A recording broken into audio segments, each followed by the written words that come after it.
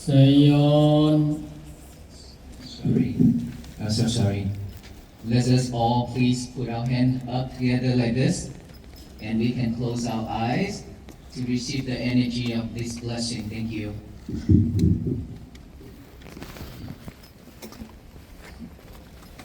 Sapitiyo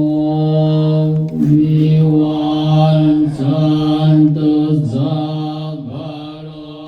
kawinasantu mate bhavat rayo sukhiti kanyuko bhava bhivan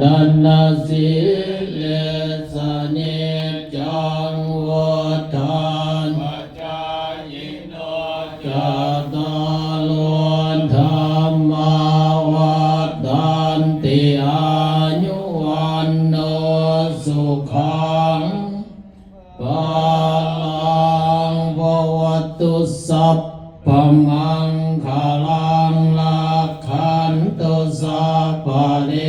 วตาสัพพะพุทธานุภาเวนัสสทธาโสติภวันตุเตภวตุสัพพมังคลังลักขันตุสัพพะเทวตาสัพพะธัมมานุภาเวนัสสทธาโสติภวันตุเตภวตุสัพพมังคลังลักขันตุสัพพะเท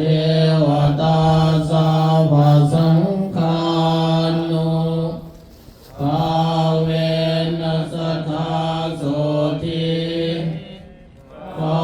วันตุเตยันตุโพธิญาโมเลสะขญานังตโนเอวังตวังวิสโยโหหิสยาสุสยมังคะเลอปาลานิตาปรังเทสิเสปตวิโปภาเลอภิเสเกสัพพพุทธานังอาคาปตุนนาคตังสุมังคลังสุภาภาสังสุโหติตังสุขันโนสุมโหตุจะสุเญนตังพรหมจาริสุปทากินังกายกรรมังวาจากรรมังปดากินังมโนกรรมังปณิทิเตปทากินาปทากินานิกัตตวานลาภันตาเทปทาคิเน